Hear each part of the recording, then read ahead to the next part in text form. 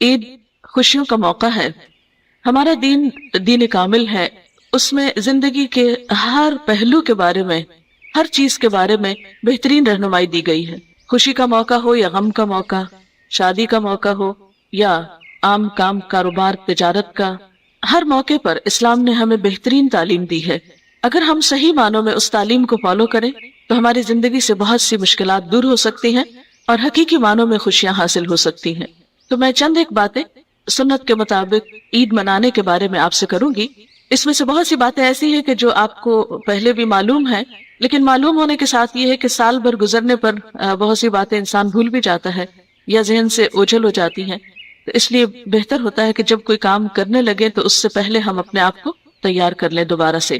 Over the years یہ ہوتا جا رہا ہے کہ عید کا موقع اتنے اہتمام سے نہیں منایا جاتا، بلکہ اس کے برعکس کچھ اور تہوار جو اسلامی نہیں ہیں، کچھ مشرق سے لے لیے گئے، کچھ مغرب سے لے لیے گئے، وہ ہماری زندگی میں شامل ہو چکے ہیں. اور بہت سے مسلمان ممالک میں ایسا ہوتا ہے کہ مثلاً کرسمس کے موقع پر سجاوٹ کی جاتی ہے، کرسمس سے متعلق چیزیں عام بازاروں میں ملتی ہیں. اسی طرح ویلنٹائن ڈے کو کچھ عرصے سے بہت زیادہ اہمیت حاصل ہو گئی ہے، بسنت اور بھی بہت سے مواقع.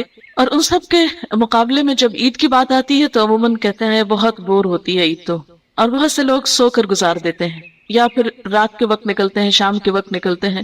ان اسباب کا جائزہ لینا چاہیے اور ہمیں اپنے بچوں کو خاص طور پر اس کی اہمیت کے بارے میں بتانا چاہیے اور ان کے لیے اس کو ایک خوشی کا موقع بنانا چاہیے تاکہ وہ اسے پوری طرح انجوائے کر سکیں اور اس کو اہمیت دیں.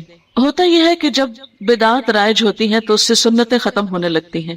بدعت کو اسی لیے اتنا کنڈیم کیا گیا ہے کہ البدعۃ تمیت السنہ، کہ وہ سنت کو ختم کر دیتی ہے. تو سنتوں کو جب ہم زندہ کریں گے تو اس کا ایک فائدہ تو یہ ہے کہ اجر بہت ملے گا، اور دوسرا یہ ہے کہ ہماری زندگی میں حقیقی معنوں میں خوشگواری آئے گی. پہلی بات تو یہ یاد رکھیں کہ عید کا اہتمام کرنا اور عید کے موقع پر خوشی کا اظہار کرنا یہ بھی ایک عبادت ہے. نبی صلی اللہ علیہ وسلم جب مدینہ تشریف لائے تو آپ نے فرمایا تم سال میں 2 دن خوشیاں منایا کرتے تھے، اللہ تعالیٰ نے تمہیں ان سے بہتر 2 دن عطا کیے ہیں. یعنی اہل مدینہ سال میں 2 دن اپنے تہوار مناتے تھے. نبی صلی اللہ علیہ وسلم کے آنے پر وہ 2 تہوار ختم ہو گئے اور اس کے بدلے میں 2 نئے تہوار یا اسلامی تہوار شروع ہوئے جو عید الفطر اور عید الاضحیٰ کے نام سے مشہور ہیں. ہمیں یہ بات کہیں نہیں تاریخ میں ملتی کہ عید الفطر اور عید الاضحیٰ کے منانے کے بعد پھر مدینہ کے مسلمانوں نے کوئی 2 اور بھی تہوار منائے ہوں اور یہ کہہ کے کہ یہ تو ہمارے قومی تہوار ہیں یا یہ ہمارے آباء و اجداد کے تہوار ہیں یا صدیوں پرانے ہمارے طریقے ہیں تو ہم ان کو بھی جاری رکھنا چاہتے ہیں. انہیں جب ایک نئی چیز ملی تو انہوں نے بھول کر بھی پیچھے نہیں دیکھا، اس لیے کہ وہ اسلام پر راضی ہو گئے، خوش ہو گئے. ہم صبح شام یہ پڑھتے ہیں رضیت باللہ ربا وبالاسلام دینا وبمحمد نبیا، کہ میں اللہ کے رب ہونے پر راضی ہو گیا، اسلام کے دین ہونے پر راضی ہو گیا اور محمد صلی اللہ علیہ وسلم کے نبی ہونے پر. اگر ہم واقعی حقیقی معنوں میں راضی ہیں تو پھر جو کچھ ہمیں وہ دیتے ہیں ان تمام چیزوں پر بھی راضی ہو جانا چاہیے اور انہیں خوشی سے قبول کرنا چاہیے. تو امید ہے کہ ہم سب بھی اس دن کو بہت اہتمام کے ساتھ اور بہت اچھے طریقے سے منائیں گے انشاءاللہ تعالی. اس میں یہ ہے کہ عید کا دن جیسے اسلامی کیلنڈر میں آپ جانتے ہیں کہ دن جو ہے وہ رات سے اس کا آغاز ہوتا ہے، یعنی سورج نکلنے سے دن کا آغاز نہیں ہوتا بلکہ چاند نکلنے سے آغاز ہوتا ہے. شام کا وقت جو پہلے آتا ہے وہ دن کا آغاز ہوتا ہے اور جب دوسرے دن شام ہوتی ہے تو اس وقت دن ختم ہو جاتا ہے. تو اس سے یہ بھی پتہ چلتا ہے کہ مسلمان کام کرنے میں جلدی کرتے ہیں، ارلی کام شروع کرتے ہیں، تاخیر نہیں کرتے. لیکن ہمارا تو دن اس وقت چڑھتا ہے جب ہم دن کا آخری حصہ بھی کچھ سو کے گزار لیتے ہیں. یعنی دن کا آدھا حصہ تو گزر گیا رات میں، رات پہلے آئی تو وہ سو کے گزار دی، پھر جب سویر ہوتی ہے پھر ہم کچھ اور سو کے گزارتے ہیں اور اس طرح دن کا ایک تھوڑا سا حصہ ہم کو کام میں ملتا ہے. اسی وجہ سے جب ہم کام نہیں کرتے تو بہت پیچھے ہیں. بہرحال جب چاند نظر آئے اور شام دیکھنے کا بھی اہتمام کرنا چاہیے، اور وہ اہتمام ٹیلی ویژن کے ذریعے نہیں ہونا چاہیے کہ ہم ٹیلی ویژن کے آگے بیٹھ جائیں اور یہ کسی وقت اعلان کر دیں گے اور ہمیں پتہ چل جائے گا آسان طریقے سے کہ عید ہے کل یا نہیں ہے، یا اس کا بھی بعض اوقات نہیں کرتے اور ایک دوسرے کہتے ہیں اچھا تمہیں نظر آ گئے، تمہیں پتہ چلا تو مجھے فون کر دینا. تو اس میں یہ ہے کہ کوئی بھی چیز جو عزیز ہوتی ہے، پیاری ہوتی ہے، اس کا انتظار ہوتا ہے، استقبال ہوتا ہے. تو اسی طرح آپ عید کا انتظار اور استقبال کریں گے اور وہ چاند سے ہوگا. چاند دیکھنے کا اہتمام کریں کسی کھلی جگہ پر یا کسی اونچی جگہ پر یا جو بھی ممکن ہو، جس حد تک ممکن ہو. اور جب چاند نظر آ جائے تو اس کے بعد مسنون دعا پڑھیں اور وہ ہے اللہم اہلہ علینا بالامن والایمان والسلامت والاسلام لما تحب وترضى ربی وربک اللہ. یہ دعا پڑھنے کے بعد یہ ہے کہ ایک طرف خوشی شروع ہو رہی ہوتی ہے اور دوسری طرف رمضان کے جانے کا بہت دکھ اور افسوس ہوتا ہے. ایک قدرتی سی فیلنگ آتی ہے آخری روزے کے دن جو بہت ہی تکلیف دہ ہوتی ہے. یوں لگتا ہے جیسے کوئی بہت عزیز ترین ساتھی جدا ہو کے جا رہا ہو. پھر یہ کہ قرآن پاک کے ساتھ ایک خاص قسم کا تعلق اور رشتہ اور اہتمام اور ایک پوری روحانی اور ایمانی کیفیت ہوتی ہے. وہ جب ہم سے چھن رہی ہوتی ہے تو قدرتی طور پر آنکھوں میں آنسو بھی آ جاتے ہیں اور دعاؤں کا وقت بھی ہوتا ہے اور ایک دل پہ عجیب سی کیفیت ہوتی ہے جو ہر شخص محسوس تو کر سکتا ہے لیکن شاید بتا نہیں سکتا کہ وہ کیا محسوس کرتا ہے، خصوصاً وہ لوگ جن کا مہینہ بہت اچھا گزرا ہو. بہرحال اس وقت یہ دعا مانگے کہ اللہ تعالیٰ آئندہ رمضان بھی آپ کو صحت اور عافیت اور ایمان کی ترقی اور بلندی کے ساتھ نصیب کرے اور نیکیوں کے موقع یہ بار بار زندگی میں آئے. اس کے بعد یہ ہے کہ عید کی رات کو بعض لوگ پھر چاند رات منانے لگتے ہیں اور اس میں وہ تمام کام شروع کر دیتے ہیں جو اس دین نے منع کیے. یوں لگتا ہے جیسے سب چیزوں کا روزہ ختم ہو گیا. رمضان میں بہت سی چیزیں چھوڑی ہوتی ہیں اور پھر دوبارہ سے اب اسی روٹین پہ آتے ہیں، حتیٰ کہ بعض لوگ نمازیں بھی چاند رات سے چھوڑ کے بیٹھ جاتے ہیں. وہ کہتے ہیں بس سب گئی تراویحاں سب پوری ہو گئی. نہیں، وہ رات بھی اس میں ایک دم عبادت چھوڑ نہیں دینی چاہیے. اس میں آپ اپنی نماز کو بہت اچھے طریقے سے پڑھیں، خوب دعائیں مانگیں. تو اب ایسا نہ ہو کہ آپ ادھر ادھر بازاروں میں گھوم کے وقت ضائع کر دیں، یا بازار میں بھی ضرورت کے لیے جانا کوئی منع نہیں ہے، آپ ضرورت کے تحت جا سکتے ہیں، لیکن بلا ضرورت گھومنا پھرنا منع ہے. نبی صلی اللہ علیہ وسلم نے مساجد کو احب البلاد کہا ہے کہ اللہ تعالیٰ کے شہروں میں سب سے زیادہ پسندیدہ یعنی جگہوں میں پسندیدہ ترین جگہ، اور بازار کو سب سے بدترین جگہ کہا ہے. ہم یہ دیکھیں کہ مسجد میں ہمارا دل کتنا لگتا ہے اور اس پہ جانے کا اہتمام کتنا ہوتا ہے، اور بازار میں ہمارا دل کتنا لگتا ہے ہم سب جانتے ہیں. بہرحال ضرورت کے تحت بازار جانا منع نہیں ہے، آپ جا سکتے ہیں، لیکن عام طور پر یہ دیکھنے میں آیا کہ بہت سے لوگ چاند رات کو ضرورت کے تحت نہیں جاتے، محض شغل میلے کے لیے جاتے ہیں، اور اس میں بعض اوقات بہت سی خرابیاں اور خرافات بھی دیکھنے میں آتی ہیں. یہاں کو تو مجھے معلوم نہیں، لیکن میں تو اپنے پچھلے تجربے کو سامنے رکھ کر بات کر رہی ہوں. تو ایسا کرنا جو ہے وہ درست نہیں ہے، پسندیدہ نہیں ہے. اس میں اگر مہینہ بھر آپ رمضان میں عبادت میں مصروف رہے اور عید کی کچھ چیزیں ابھی آپ کی رہتی ہیں تو آپ ضرور جائیے، شوق سے اپنی ضرورت پوری کیجیے اور پھر واپس آئیے اور وقت پر سونے کی کوشش کیجیے. عید رات کو اگر آپ کو جاگنا ہے تو کسی عبادت کے لیے تو جاگے، اور اس کی کوئی مخصوص عبادت نہیں ہے، نوافل وغیرہ آپ ادا کر سکتے ہیں، لیکن اس کے بعد یہ ہے کہ آپ کو جلدی سو جانا چاہیے تاکہ آپ سویرے جلدی اٹھ سکیں، کیونکہ صبح میں کرنے والا کام جو ہے وہ آپ کو تیار ہونا ہے نماز کے لیے اور اس میں زیب و زینت کا اہتمام کرنا ہے. لیکن یہ کہ مردوں کو جیسے ریشمی لباس کے پہننے سے منع کیا گیا ہے، لیکن یہ کہ عورتیں ریشمی لباس پہنے، نہائیں، غسل کریں اور پھر نماز پہ جانے سے پہلے تک فطرانہ ادا ہو جانا چاہیے. نماز سے پہلے اگر ادا کریں گے وہ تو فطرانہ ہوگا، اور اگر بعد میں کریں گے تو وہ صرف صدقہ ہوگا. تو اس میں یہ ہے کہ آپ فطرانہ جو ہے اس کو ادا کرنے کا اہتمام کریں. بلکہ میں تو یہ چاہوں گی کہ آپ لوگ ابھی سے ہی اپنا فطرانہ نکال دیں تاکہ جن لوگوں کو ضرورت مندوں کو کھانا بھیجنا ہے آپ کو، یعنی اس میں بہتر تو یہی ہے کہ آپ اجناس میں سے کچھ بھیجیں، لیکن اگر نہیں تو پیسے کی شکل میں بھی مدد کی جا سکتی ہے. لیکن یاد رکھیے یہ غریبوں کا حق ہے جو انہیں وقت سے پہلے پہنچ جانا چاہیے کہ وہ بھی اپنے لیے عید کی کوئی خوشیوں کا اہتمام کر سکیں. بعض اوقات یہ ہوتا ہے کہ فطرانہ جیب میں ہوتا ہے اور آپ نماز میں چلے جاتے ہیں اور وہ رہ جاتا ہے، بھول بھی سکتے ہیں. تو اس بھول چوک سے بچنے کے لیے بہتر ہے کہ آپ اس سے پہلے ہی یہ سب کر لیں. پھر یہ ہے کہ نماز سے پہلے اس عید پر کچھ میٹھا کھانا جو ہے وہ مسنون ہے. نبی صلی اللہ علیہ وسلم عید الفطر میں نماز پر جانے سے پہلے طاق عدد میں کھجوریں تناول فرماتے تھے.